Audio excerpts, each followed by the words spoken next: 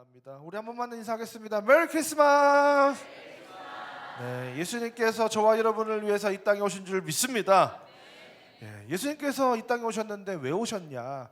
단순히 우리를 구원하시기 위해 오셨다. 여러분, 이 이야기는 복음일까요, 아닐까요? 복음은 복음인데 복음의 전부는 아니라는 거였어요. 복음의 풀네임은 구원의 복음이 아니라 천국 복음이라고 성경은 우리에게 계속해서 가르쳐주고 있습니다. 예수님께서는 이 땅에 오셔서 그 천국 복음을 우리에게 가르쳐 주셨다는 거예요. 그래서 이 하나님께서 그리고 계시는 아주 큰 그림은 무엇이냐? 예수님이 오셔서 구원하실 것이다. 그거는 구약의 이야기였고, 예수님이 오셔서 구원하셨다. 이것은 복음서의 이야기였고, 그 하나님의 큰 그림이 거기서 그치는 것이 아니라 이제 하나님께서 예수님을 믿어 구원받은 자들을 하나님의 나라의 백성 삼으셔서 그 하나님의 나라를 그들로 하여금 세워가신다라고 하는 이 신약 시대의 이야기가 사실은 하나님께서 그리고 계신 아주 큰 그림이라는 거예요. 그래서 이제 하나님께서 교회와 성도들을 하나님 나라의 백성으로 삼으셔서 그들에게 나라와 권세와 영광을 위임하시고 예수님보다 더 큰 일도 감당하게 하시면서 교회와 성도를 통해서 하나님의 나라를 완성해 나가고 계시는 중이다. 바로 그 이야기 속에 저와 여러분이 주인공인 줄 믿습니다. 근데 여러분, 그 이야기의 끝은 어떻게 된다는 거예요? 알곡과 가라지가 나뉘어진다는 거예요. 그래서 알곡은 곳간에, 가라지는 불에 태워지게 된다. 따라서 저와 여러분은 이 땅을 살아가는 동안 알곡의 삶을 살아야 된다, 아니면 가라지의 삶을 살아야 된다? 알곡과 같은 삶을 살아가야 한다. 그렇게 살려면 어떻게 된다? 천국의 그 비밀을, 그 가치를, 그 영광스러움을 깨닫는 자가 되어야 하고, 깨닫는 자는 그렇게 살아갈 수밖에 없다. 그래서 천국에 올인하는 인생, 이 땅에 소망을 두지 않고 하늘의 소망을 들고 살아가는 인생이 바로 그 천국의 비밀을 깨닫는 자들이다. 그렇다면 예수님이 승천하시고 2000년이 지났는데 그러면 끝은 언제 오냐라는 거야. 이게 너무나도 궁금한 거죠. 곧 오리, 속히 오리라 이렇게 말씀하셨는데 속히 온다고 했는데 2000년이 지났다는 거예요. 여기 이제 우리가 하나님과 다른 점이 바로 이런 부분이에요. 하나님은 하루가 1000년 같고 1000년이 하루 같은 분이니까 하나님의 관점에서 이틀 지났다. 그러니까 대단히 많이 안 지났다는 거예요. 그래서 도대체 하나님이 언제 오시냐? 우린 너무나도 막 답답하잖아요. 2000년 지났는데 도대체 언제 오실 거냐? 마태복음 24장 14절 다 같이 읽겠습니다. 시작.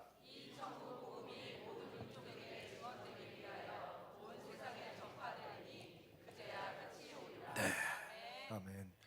이 천국 복음이 어떻게 하면 끝이 온다고요? 모든 민족에게 증언되기 위하여 온 세상의 땅의 끝까지 전파되면 그제야 끝이 올 것이다 라고 하나님께서 어렴풋이 그 단서를, 끝이 오는 단서를 말씀해 주셨고, 사실 진짜 이제는 정말 미전도 종족 몇 종족이 남지 않은 상황 속에 우리가 이르렀다. 여러분, 이제 모든 민족에게 땅의 끝까지 복음이 전파될 때 그 하나님의 나라가 완성될 줄 믿습니다. 여러분, 우리가 그 과업을 완수하는 그 일에 우리의 전생애를 드리는 저와 여러분 되시길 주며 축원드립니다. 그러니까 사실은 끝이 오려면 어떻게 된다는 거예요? 이방인이 구원을 받아야 된다는 거예요. 이방인이 구원을 받아야 된다. 우리 지난주에 사도행전을 인물 중심으로 이렇게 쭉 살펴봤습니다. 베드로를, 이 사도를 중심으로, 베드로와 요한의 사도들을 중심으로 시작된 이 하나님의 나라의 역사가 평신도 헬라파 집사들인 스데반과 빌립을 통해서 이어져 가다가 결국에는 이 그리스도인들을 잡아쳐 죽였던 그 우두머리였던 바로 이 사울이라고 하는 이 바울로 인해서 그 하나님의 나라의 그 선교 역사가 이어져 가더라. 그러니까 이 흐름을 통해서 우리가 지난 시간 발견한 건 무엇입니까? 말도 안 되는 사람들을 들어 쓰시더라는 거예요. 하나님이 사도들을 중심으로 쭉 일을 하시면 되는데 예수님을 직접 보았고 예수님과 직접 말을 나눴고 예수님부터 수많은 하나님의 나라 이야기를 들은 정말로 위대한 하나님의 사람들이라고도 할 수 있는 그 사도들을 중심으로 쭉 이어가셔도 되는데 하나님이 그렇게 하시지 않으시더라는 거예요. 하나님은 많은 여러 사람들을, 우리가 생각하지 못했던 사람들을, 이 사람이 과연 하나님께서 들어쓰실까 하는 사람들을, 도무지 이해할 수 없는 사람들을 하나님께서는 부르셔서 그들을 사용하시는 줄 믿습니다. 그리고 하나님께서는 저와 여러분을 오늘도 부르고 계신 줄 믿습니다. 그리고 그 부르심에 응답한 자들을 통해서 하나님의 크고 놀라운 일들을 이루어 가신다는 거예요.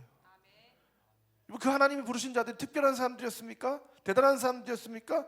배우지 못한 사람들이고 삶의 기반이 너무나도 연약한 사람들이고 심지어 공동체를 박해했던 회방자였던 사람들을 하나님께서는 들어서 사용하셨다는 거예요. 그러니까 중요한 건 무엇입니까? 자격이 아니라 부르심인 줄 믿습니다. 내가 누구냐? 내가 얼마나 대단하냐? 이게 중요한 게 아니라 하나님이 부르셨냐? 그것이 중요한 것입니다. 그래서 우리가 그 하나님의 부르심에 응답할 때 나의 어떠함과 나의 연약함과 나의 과거와 상관없이 나를 통해서 하나님은 일하시는 줄 믿습니다. 여러분, 그래서 예수님께서 먼저 제자들을 부르셨고 그 제자들 중심으로 그 천국 복음, 그 하나님의 나라의 역사가 시작되었고 그 이후에 부르심을 받은 7 집사를 통해서 그 역사가 이어졌고 다메섹 도상에서 부르심을 받은 바울을 통해서 세계 선교가 이제 대대적으로 시작되었다. 그렇게 하나님께서 저와 여러분을 부르신다는 것은 엄청난 축복인 줄 믿습니다. 여러분, 지난주에 캄보디아 우리 친구들을 도와달라는 제가 요청을 드렸을 때 여러분들 얼마나 많은 분들이 70명 가까운 분들이 동참을 해주셔서 차고 넘치도록, 할렐루야, 그 하나님의 나라의 놀라운 그 역사와 그 이야기에 동참하기 원하는 그 마음을 여러분들에게 부어주셔서 그 부르심에 응답한 여러분의 인생을 통해서 하나님께서 놀라운 하나님의 나라 역사를 이뤄가실 줄 믿습니다. 정말 놀라운 것은 무엇인지 아십니까? NGO스는 70명 신청하셨는데 청지기 신청서는 한 장도 안 들어왔다는 거예요. 돈을 내는 게 더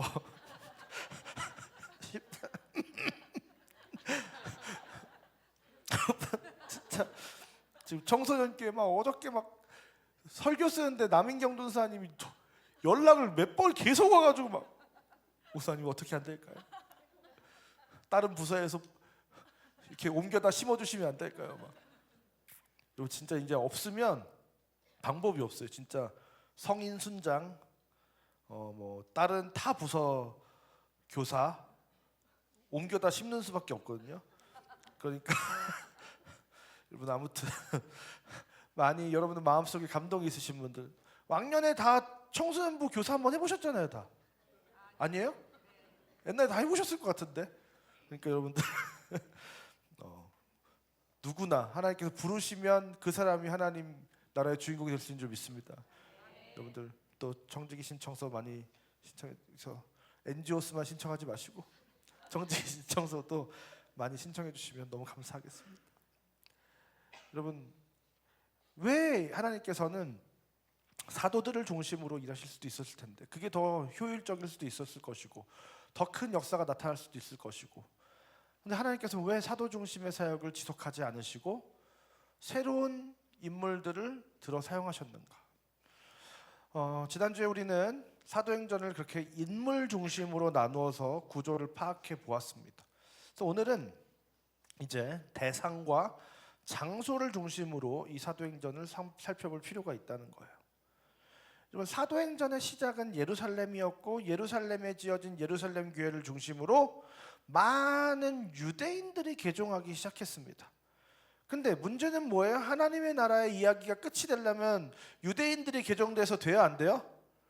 모든 민족이 땅의 끝에 있는 이방인들이 구원을 받아야 하나님의 나라의 이야기가 끝이 나는 거잖아요. 그러니까 백날 예루살렘 교회가 커지고 부흥해봤자 하나님의 역사가 진행이 됩니까? 안 됩니까? 안 되는 거예요. 반드시 땅의 끝까지 복음이 전해져야 되는 거예요. 여러분 잘 보세요. 스데반이 집사님이 죽으신 순교하신 이후에 엄청난 박해가 일어났다고 했습니다.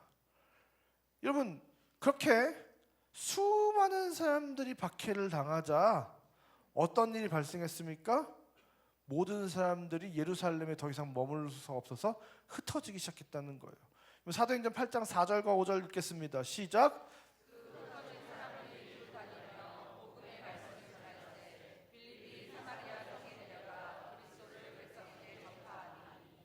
네.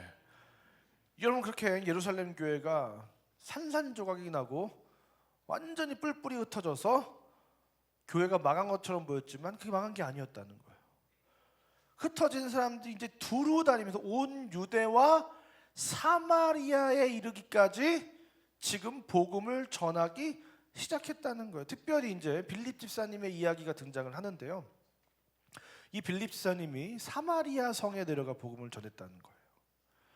여러분 그 빌립 집사님이 스데반 집사님처럼 지혜와 성령이 충만해가지고 복음을 전하기 시작하는데 어떤 역사가 일어났느냐. 사도행전 8장 6절부터 8절 보니까 빌립의 말도 듣고 행하는 표적도 보고 한 마음으로 그가 하는 말을 따르더라. 많은 사람에게 붙었던 더러운 귀신들이 크게 소리를 지르며 나가고 많은 중풍병자와 못 걷는 사람이 나으니 그 성에 큰 기쁨이 있더라. 이제 빌립 사람이 말씀을 선포하고 막 기적이 나타나고 하니까 사마리아 사람들이 빌립 집사님이 하는 말을 따르게 되었다. 이제 예수 그리스도의 그 도를, 십자가의 도를, 복음을 따르게 되었다는 거예요. 그러면서 막 예루살렘 성에서도 일어났던 그 기적들이 막 일어나는 거예요. 귀신이 떠나고 병전자들이 낫고, 특별히 그 예루살렘에서 성전 미문에 앉았던 안전뱅이가 일어났던 것처럼 이제 사마리아 성에서도 똑같은 그 성령의 역사가 나타나기 시작했고, 그 성에 진정한 큰 기쁨이 있게 되었다. 여러분 이것이 도대체 어떤 의미입니까? 그냥 복음의 역사가 확장되었구나, 우리는 그렇게 생각할 수 있는데 그게 아니라는 거예요. 이 빌립 집사님이 사마리아 땅으로 갔다는 건 정말 대단한 일입니다. 여러분 사마리아 사람들은 어떤 사람들입니까? 이스라엘 백성들은 이 사마리아 사람들을 굉장히 부정하게 여기는 사람들이었어요. 여러분 이스라엘이 옛날에 두 남과 북으로 나뉘어져 있었잖아요. 남유다와 북이스라엘로 나뉘어져 있을 때 실제로 뭐 남유다도 뭐 대단히 선한 왕들과 어떤 그들의 삶이 대단히 선했던 건 아니지만 북이스라엘은 더 악하고 더 하나님을 멸시하고 비교적 더 나쁜 나라가 사실은 북이스라엘이었잖아요. 근데 이 북이스라엘의 수도가 바로 이 사마리아입니다. 근데 먼저 이 북이스라엘이 망하게 되는데 어디로부터 망하게 되느냐? 아수르로부터 망하게 되는데, 이 아수르가 침략을 당하고 이 사마리아 성이 점령을 당하는데 이 아수르는 엄청난 혼합 정책을 펼치는 나라예요. 그래서 사마리아 성에 있었던 사람들 절반은 다른 나라로 옮겨버리고 자기 나라 사람들 절반을 사마리아 성에 옮겨가지고 완전 섞여버리게 만드는, 그래서 민족의 정체성을 말살하는 정책을 이 아수르가 펼쳤단 말이에요.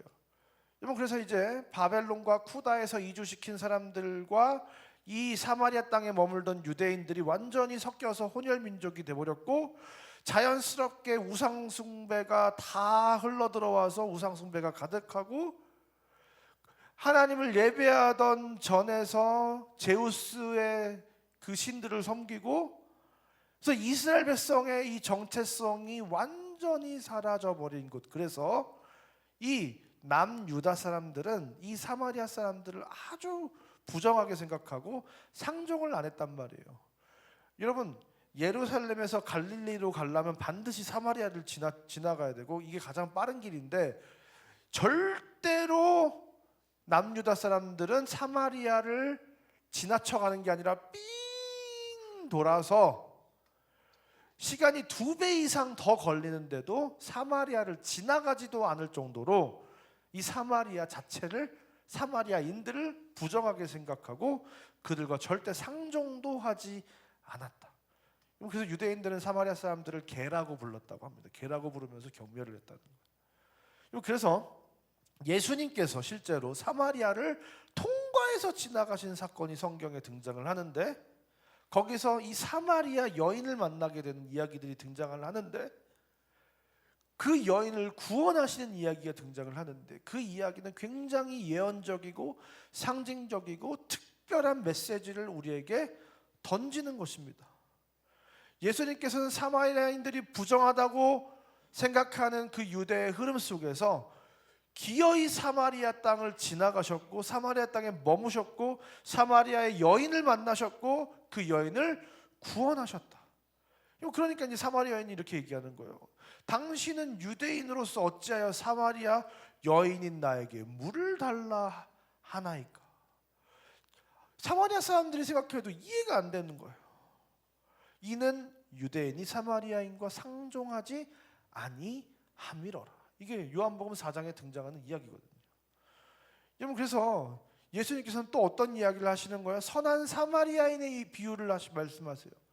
사마리아인들도 유대인들보다, 종교 지도자들보다 더 나은 의를 가질 수 있고, 그들도 예수 그리스도를 닮은 삶을 살아갈 수 있는 그리스도인이 될 수 있다는 사실을 지금 예수님께서는 착한 사마리아인의 비유를 통해서 우리에게 이미 그들도 하나님의 자녀가 될 수 있다는 사실을 암시하시고 가르쳐 주셨다는 거예요. 그런데 이게 정통 유대인들에게는 이게 넘어갈 수 없는 산인 거예요, 사실. 왜냐하면 평생토록 진짜 혐오하고 극혐하고 정말로 원수 중에 원수로 생각을 했는데, 그 사람들을 품어야 된다, 이 마음으로, 머리로는 이해가 돼도 마음으로는 절대 받아들여지지 않고 뭔가 깨림직하고 더러워지는 것 같고 막 온몸이 막 간지러운 것 같고 절대로 갈 수 없는데, 이 빌립 집사님이 이 사마리아 성에 가서 복음을 전했다는 거예요. 여러분, 예루살렘과 온 유대와 사마리아와 땅 끝까지 이르러 그 복음을 전파하는 것이 하나님의 뜻이잖아요. 근데 이 유대인들 안에 있는 이 뼛속 깊이 뿌리 박혀 있는 이 선민의식과 부정한 것에 관한 이 전통적인 관례적인 이 율법적인 생각은 예수님께서 이미 산상수훈을 통해서 율법을 새롭게 정의하시고 재해석하시고 우리에게 가르치셨던 천국의 복음과 이 유대인들과의 인식의 차이가 너무나도 이 갭이 큰 거예요. 그러니까 도무지 이 사마리아인들에게 복음을 전할 엄두를 못 냈었다. 근데 그렇게 되면 어떻게 되는 거예요? 하나님이 예수님을 통해서 뭐라고 말씀해요? 예루살렘과 온 유대와 사마리아와 땅끝까지 이르러 내 복음이 전파될 것이다 라고 말씀하셨다면 이 흐름대로 가야 되는데, 사마리아에서 막혀버리면 돼요? 안 돼요? 안 된다는 거예요. 근데 이 빌립 집사님의 전도로 말미암아 이 사마리아 성에 엄청난 복음의 역사가 발생하더라는 거예요. 그래서 예루살렘에서 사도들을 사마리아로 파송합니다. 진짜야? 진짜 사마리아에 복음이 전했고 그들이 구원을 받았어? 그거를 이제 확인해야 되는 거예요. 확인해서 이제는 그 말씀을 들었던 사도들이, 그래 이제 사마리아 땅도 복음을 받아들이고 하나님의 복음의 역사가 나타나는 하나님의 백성이 되었다는 사실을 사도들이 두 눈으로 보고 확인을 하고 확증을 해야 될 정도로, 그래서 공식으로 인정을 해줘야 될 정도로 실제로 그런 일이 있었다고 할지라도 예루살렘에 있는 유대인들이 그 사실을 받아들이기는 너무나도 힘든 사실이었다는 거예요. 그래서 이제 예루살렘에 있는 사도들, 특별히 베드로와 요한을 파송해서 그 사마리아 땅에서도 하나님의 복음의 역사가 일어났다는 것을 이제 인증을 받습니다. 그리고 사도들도 돌아가는 길에 사마리아 여러 마을에 들어가서 복음을 전하면서 예루살렘으로 복귀를 하는 거예요. 여러분, 이제 이 사마리아 땅에도 그 부정하다고 여겨졌던 사마리아 사람들도 하나님의 나라의 백성이 되는 역사가 일어났어요. 그런데 더 이상한 사건이 발생하는데요. 그렇게 이제 사마리아 성에서 일어난 일들이 여러 일들이 있어요. 마술사 시몬도 나오고 이렇게 해서 뭔가 여러 가지 일들이 있다가 갑자기 이제 빌립이 하나님의 음성을 듣습니다. 주의 성령께서 빌립아 남쪽으로 내려가라 이렇게 말씀하시는 거예요. 그래서 예루살렘에서 가사로 내려가는 길에 지금 너를 보내야 되겠다 하니까 그냥 정확하게 어딘지도 모르고 이 빌립은 남쪽으로 계속 이제 걸어가는 겁니다. 근데 그 예루살렘에서 가사로 내려가는 길은 어디냐면 광야예요. 광야, 사막이에요. 아무것도 없는 곳이에요. 근데 그런 광야로 보내시는 거예요. 거기 사람도 없고 뭐 아무것도 없고 물도 없는데 갑자기 가라는 거예요. 그래서 사도행전 8장 27절과 28절을 보니까 일어나 가서 보니, 그렇게 해서 갑니다. 가서 보니 누가 있었던 거예요? 에디오피아 사람, 곧 에디오피아 여왕 간다게의 모든 국고를 맡은 관리인 내시가 예배하러 예루살렘에 왔다가 돌아가는데 수레를 타고 선지자 이사야의 글을 읽더라. 갔더니 무슨 뭐 성도 아니고 한 사람을 만나러 거기까지 내려가라고 한 거예요. 난데없이 성경에 에디오피아 사람이 등장을 합니다. 여러분, 근데 이 에디오피아 여왕의 국고를 맡은 재무부 장관인 넷이었던 거예요. 근데 이 사람이 어떤 거예요? 예루살렘에 예배를 드리러 왔다가 마차를 타고 돌아가는 길이다. 그래서 그 마차 위에서 성경을 읽고 있었다는 거예요. 여러분, 근데 이 사람이 지금 에디오피아 사람이고 얼굴이 검은 사람이고 선민 이스라엘 백성이 아닌데 저 멀리 이집트 건너에 이 에디오피아에서 이 유대 땅으로 하나님을 예배하러 왔다가 돌아가는 사람이라는 거예요. 여러분, 근데 이 사람이 율법과 전통과 유대적인 사고로 봤을 때 구원을 받을 수 있는 사람입니까? 없는 사람입니까? 없는 사람이죠. 이방인인데 심지어 흑인의 넷이다. 절대로 구원받을 수 없습니다. 왜요? 신명기 23장 1절에 고환이 상한 자나 음경이 잘린 자는 여호와의 총회에 들어오지 못하리라. 이 구약의 율법에 의하면 그냥 이방인도 아니고 넷인 이방인이다. 그러니까 이게 여왕의 넷이었기 때문에 더더욱 성적인 문제가 발생하지 않을 수 있도록 확실히 그는 없는 자였을 것이다. 근데 여러분, 이런 사람들은 어떻게 된다고요? 여호와의 총회에 들어갈 수가 없다. 절대로 하나님 나라의 백성이 될 수 없는 자가 정말 극악의 컨디션의 사람이 바로 이 에디오피아 넷이었던 거예요. 근데 실제로 이스라엘 백성들이 수백 년 동안 수많은 제국들의 지배를 받으면서 많은 디아스포라 유대인들이 그 근방에 있는 나라에 뭐 이집트 근교에 막 이렇게 흩어져서 살았을 거 아니에요. 그러니까 이 에디오피아에도 디아스포라 유대인들이 있었고 그들을 통해서 자연스럽게 유대 문화와 그 유대교를 받아들여서 예루살렘으로 제사를 드리러 올 정도의 신앙을 가진 이미 유대교를 마음에 품고 있는 사람이 이 에디오피아 넷이었다는 거예요. 근데 여러분, 이 에디오피아에서 예루살렘까지 예배를 드리러 오려면 여러분 길로 2,500km를 달려서 와야 되는 거예요. 지금으로 따져도 차를 타고 이틀 3일을 가야 하루 종일 운전만 해서 가야 갈 수 있는 거리인데 마차를 타고 하루에 100km를 갔다고 해도 거의 한 달을 걸려서 왕복 2달로 예배 한 번 드리려고 왕복 2달을 왔다 갔다 했다는 거예요. 여러분, 그만큼 이 사람은 저 멀리 에디오피아 땅에서 살아가고 있었지만 하나님을 경외하는 신실한 유대교 신자였던 거예요. 사랑하는 상고의 성도 여러분, 2026년 상고교회는 화목한 토요일을 시작합니다. 여러분, 목사님 토요일날 하루 늦잠 자는 날인데 이렇게 말씀을 많이 해주시더라고요. 여러분, 그러나 누구는 2,500km를 달려서 예배를 한 번 드리고 가는 사람도 있다는 거예요. 여러분, 그 열정을 하나님께서 사랑하실 줄 믿습니다. 여러분, 그래서 2026년 화목한 토요일 100회 참석에 승리하시는 저와 여러분 되시기를 주님으로 축원드립니다. 100회라고 우셨는데 여러분, 어쨌든 중요한 거는 이 사람이 마차에서 이사야 53장을 읽고 있었어요. 그래서 빌립이 묻습니다. 네가 읽고 깨닫느냐? 무시하는 거죠. 사실은 네가 뭐 이렇게 외국인이고 뭐 율법에 대해서 잘 알지도 못할 것 같고 하니까 네가 읽고 깨닫느냐 묻는 거야. 그러니까 이 에디오피아 내시가 이렇게 얘기합니다. 지도해 주는 사람이 없는데 어찌 깨닫겠느냐라고 반문을 해요. 지도해 주는 사람이 없다. 그래서 거기에 나오는 이 고난받는 어린 양이 누구냐? 이사야 53장에 고난받는 어린 양에 대해서 쭉 나오는데 그게 누군지를 이 에디오피아 내시가 묻습니다.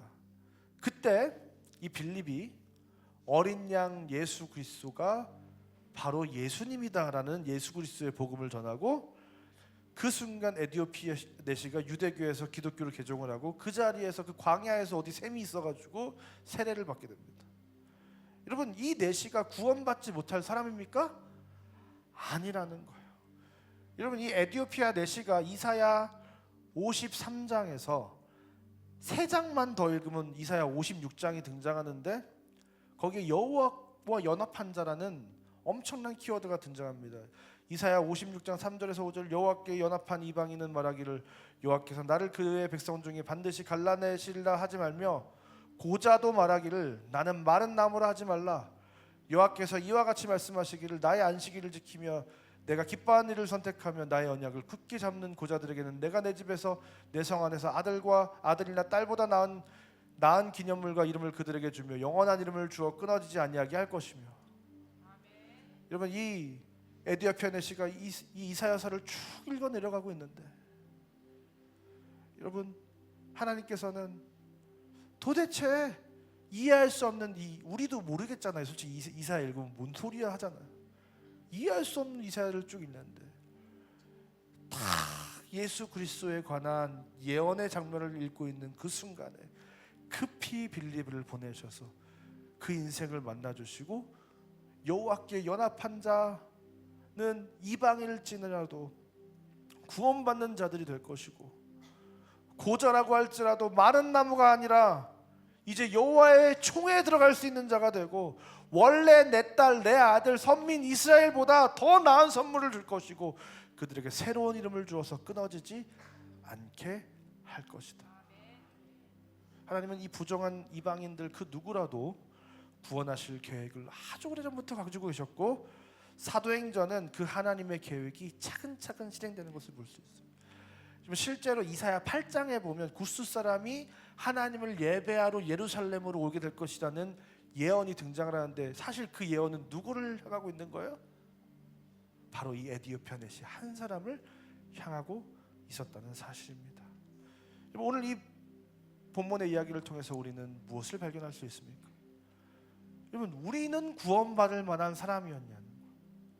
여러분 저와 여러분이 바로 그 부정한 이방인들이었는 줄 믿습니다.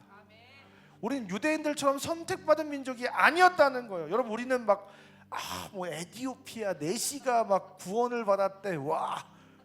여러분 생각을 해보세요. 에디오피아는 그 당시 유대인들의 세계관 속에 이미 속해 있는 범주의 나라예요. 애굽 옆에 있는 나라. 여러분 대한민국은 유대적 세계관에서 그 나라가 존재하는지도 모르는 나라예요. 존재하는지도 모르는 나라. 여러분 이 에디오피아는 모세가 구스 여자를 만난 이야기, 솔로몬을 찾아온 스바 여왕 이야기, 이게 다 에디오피아 이야기예요. 성경에는 이미 에디오피아 이야기가 많이 등장을 하는 나라예요. 근데 여러분 이 대한민국은 유대인들이 있는지도 모르는 그 나라에 진짜 이방의 이방인을 하나님은 오래전에 구원하기로 작정하시고 결국 이 땅에 수많은 하나님의 사람, 빌립 집사님과 같은 수많은 하나님의 사람들을 이 땅으로 보내셔서 우리를 구원하셨고 이 땅에 수많은 교회를 세우셨고 오늘도 이 주일에 이 땅에 수많은 교회에서 하나님을 예배하는 자들이 정말로 1000만 명 이상의 사람들이 이곳에서 하나님을 예배하고 있다. 여러분 그 놀라운 하나님의 은혜를 입은 자들이 저와 여러분 그 부정한 자들인 줄 믿습니다. 여러분 앞으로 우리 상곡교회는 어떤 교회가 되어야 될까요? 우리 상곡교회는 부정한 자들을 위한 교회가 되어야 될 줄 믿습니다.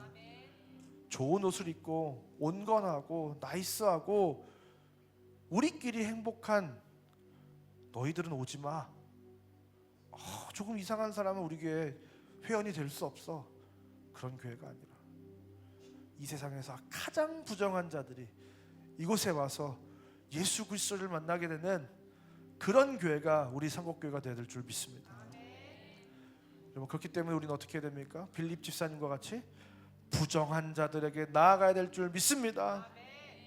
그것이 광야 한복판이라고 할지라도 하나님이 부르시고 하나님이 우리를 보내신다면 남쪽으로 가라고 하면 남쪽으로 가고, 그 광야길을 걸어가라고 하면 걸어가고, 거기서 만나게 될 대상이 그 누구라고 할지라도 내가 상대를 골라서 하나님의 일을 하는 게 아니라 하나님이 보내시는 자들에게, 복음이 필요한 자에게, 하나님의 사랑이 필요한 자에게, 예수 그리스도가 필요한 자에게 저와 여러분은 나아가야 될 줄 믿습니다.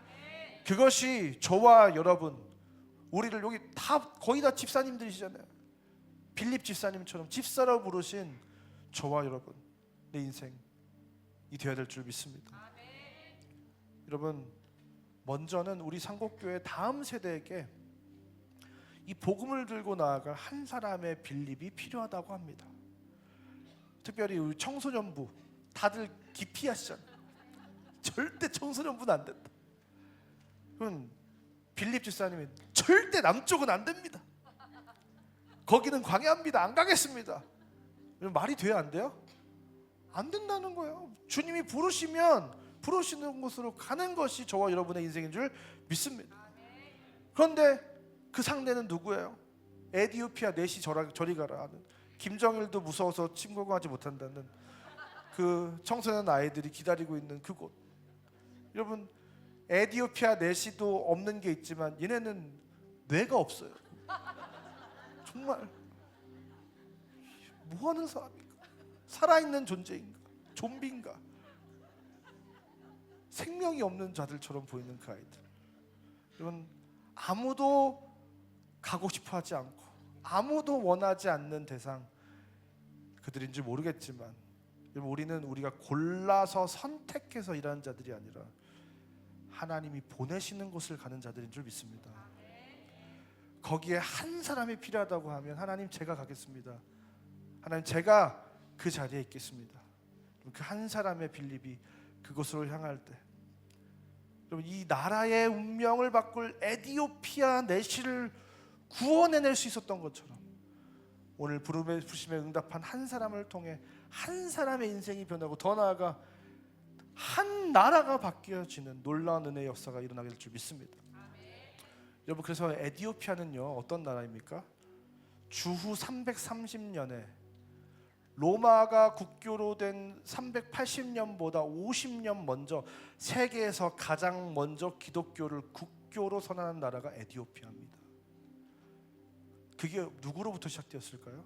이 역사는 바로 그 한 사람 에티오피아 내시로부터 시작되었고, 더 나아가 그 한 사람 에티오피아 내시에게 하나님께서 남쪽으로 광야로 나아가라고 할 때 묻지도 따지지도 않고 그 말씀에 순종하여 그 한 사람을 만나는 자리로 나아간 한 사람 빌립 집사로부터 시작되었는 줄 믿습니다.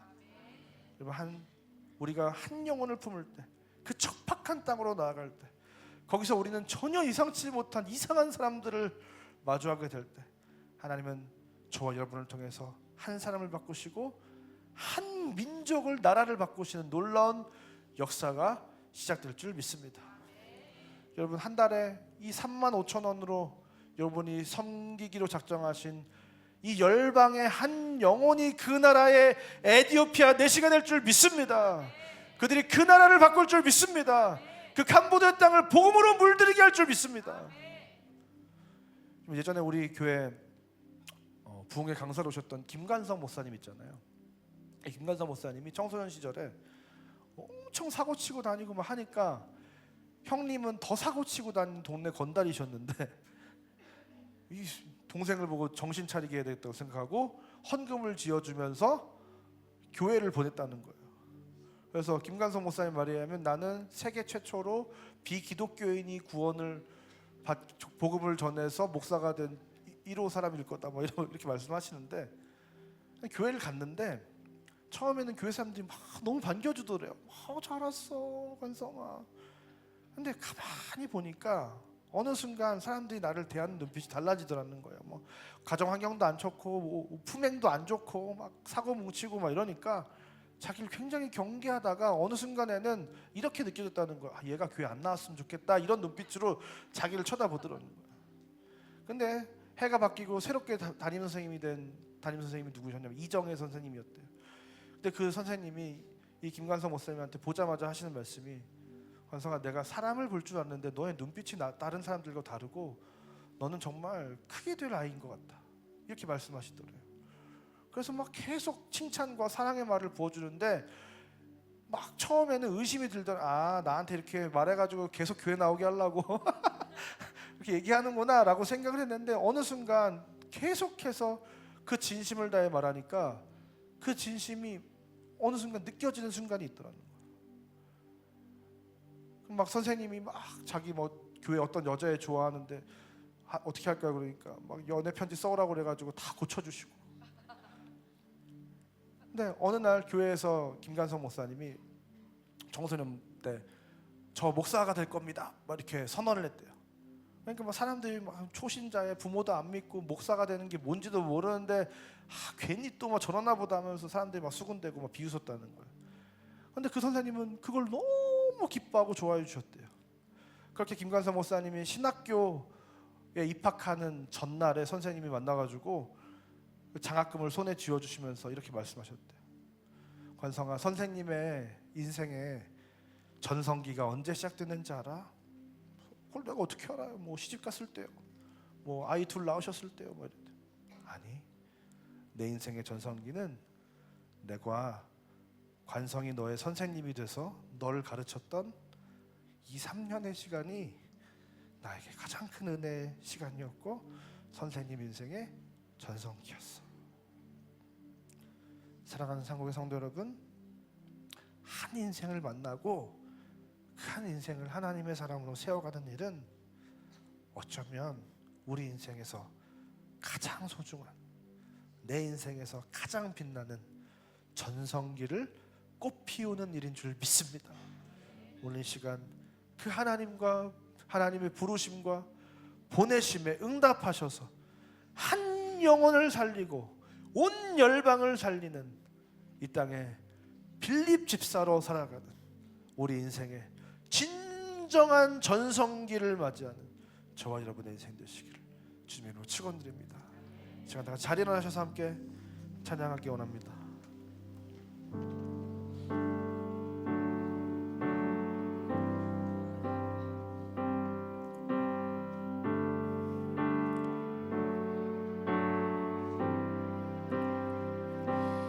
온 땅의 주인 되신 주님이 내 이름 아시며 상함만 돌보네. 어둠을 밝히시는 새벽별 방황하는 내 맘 주의 길 비추시네. 나로 인함이 아닌 나로 인함이 아닌 주가 행하신 일로 나의 행함이 아닌 오직 주로 인하여 나는 오늘 피었다 지는 나는 오늘 피었다 지는 이름 없는 꽃과 같네. 나의 이름 파도 안개와 같지만 주는 나를 붙드시고 부르짖음 들으시며 내게 위안하시네. 다시 한번 갑니다. 온 땅에 주인 되신 주님이 내 이름 아시며 밝히시는 어둠을 밝히시는 새벽별 방황하는 내 맘 주의 길 비추시네. 주님은 나의 죄를 주님은 나의 죄를 보시고 사랑의 눈으로 날 일으키시네. 바다를 잠잠하게 잠잠하게 하시는 내 영혼의 폭풍 고요케 하시네. 나로 인함이 아닌 주가 행하신 일로 나의 행함이 아닌 주님께서 오늘 통하여 일하십니다. 나는 오늘 피었다지는 이름 없는 꽃과 같네. 바다의 이름 파도 안개와 같지만 주는 나를 붙드시고 부르짖음 들으시며 날 귀하다 하시네. 나는 오늘 피었다지는 이름 없는 꽃과 같네. 바다의 이름 파도 그 안개와 같은 노래를 사랑하십니다. 주는 나를 붙드시고 부르짖음 들으시며 날 위하다 하시네. 나로 인함이 아닌 주가 행하신 일로 나의 행함이 아닌 오직 주로 나의 인함이 나로 인함이 아닌 주가 행하신 일로 나로 인함이 아닌 오직 주로 당신은 나의 선한 목자. 당신은 나의 선한 목자. 당신은 내 유일한 사랑. 나의 영혼의 기쁨과 내 눈물의 주인. 내 처음과 마지막.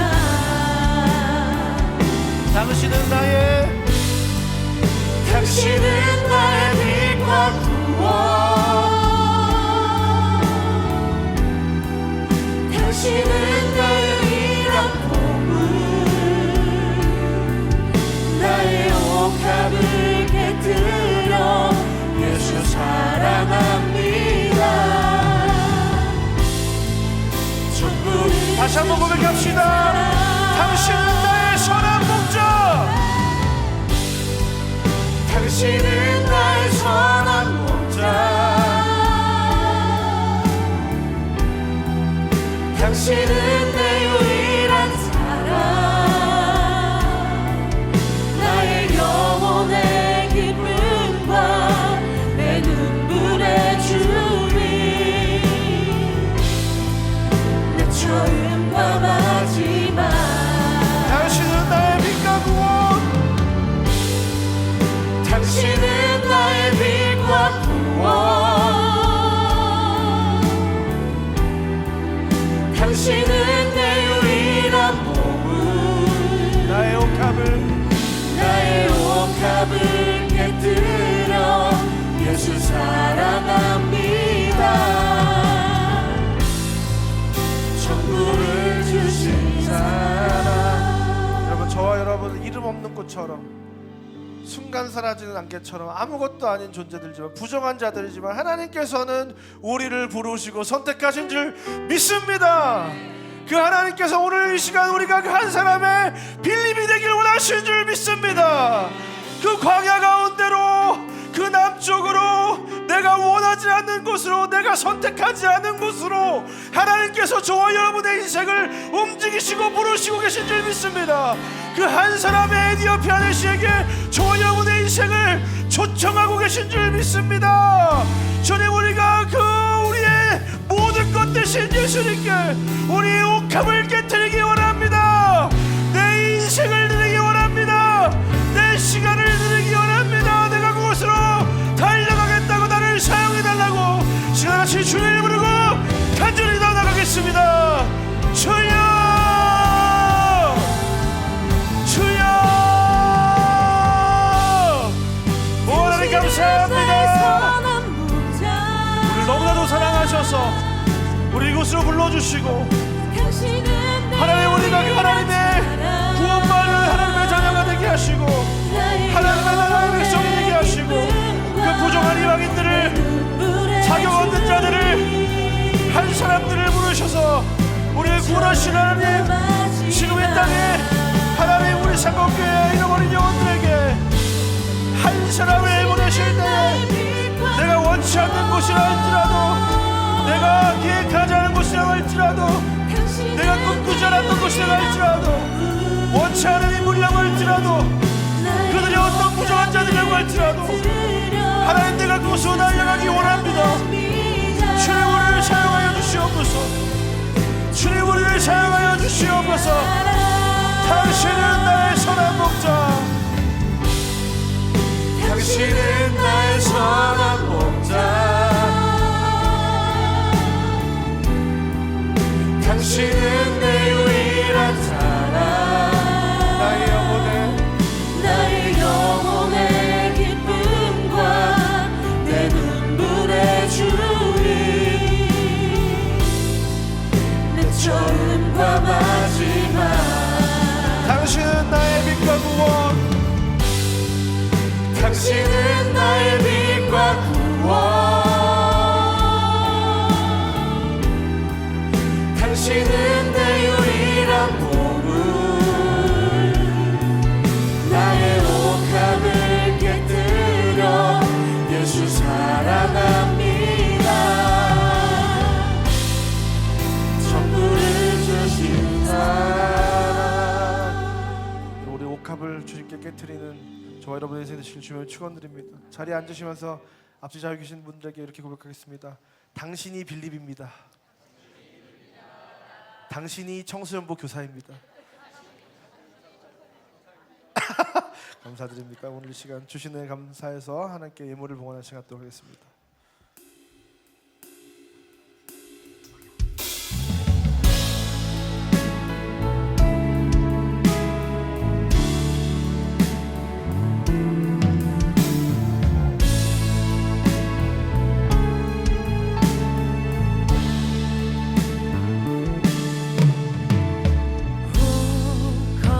거룩한 밤별들 반짝이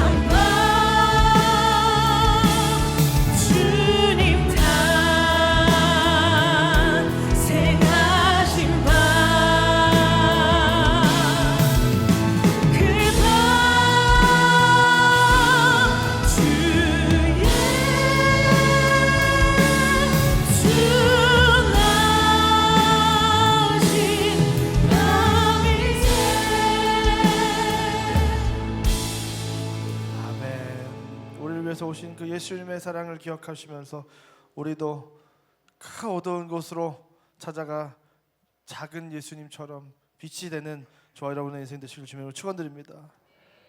오늘 봉헌한 가족이 있습니다. 나덕견 집사님, 김은진 권사님, 나상준 형제, 큰 박수로 한번 격려해 주시고요.